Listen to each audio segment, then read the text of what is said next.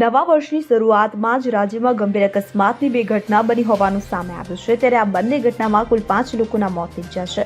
બનાસકાંઠાના સુઈ ગામ નજીક ભારતમાલા હાઈવે પર ખાનગી બસ અને ટેન્કર વચ્ચે ભયાનક ટક્કર થતા 3 લોકોના મોત નીપજ્યા છે, જ્યારે 10 થી વધુ લોકો ઈજાગ્રસ્ત થયા હતા। તો ખંભાળિયા દ્વારકા ધોરીમાર્ગ પર ઇનોવા અને ટ્રેક્ટર વચ્ચે ટક્કર થતા માતા પુત્રીના કરુણ મોત નીપજ્યા હતા, જ્યારે અન્ય 2 મુસાફરોને ગંભીર ઈજાઓ પહોંચી છે।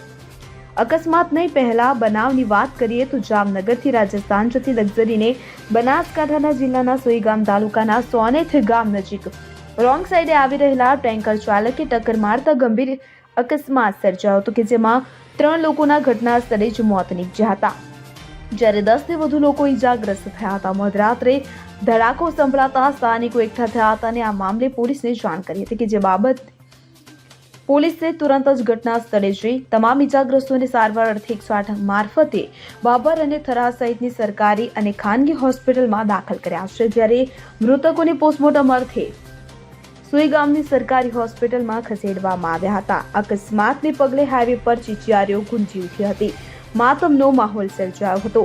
અકસ્માત એટલો ભયાનક હતો કે લક્ઝરીનો કચ્ચરઘાણ વળી ગયો હતો। લક્ઝરી અને ટેન્કરને અલગ કરવા માટે 3 ક્રેનની મદદ લેવી પડી હતી। તો હાલ પોલીસે મૃતકોની ઓળખ કરવાની અને અકસ્માતનો ગુનો નોંધી વધુ તપાસ હાથ ધરી છે।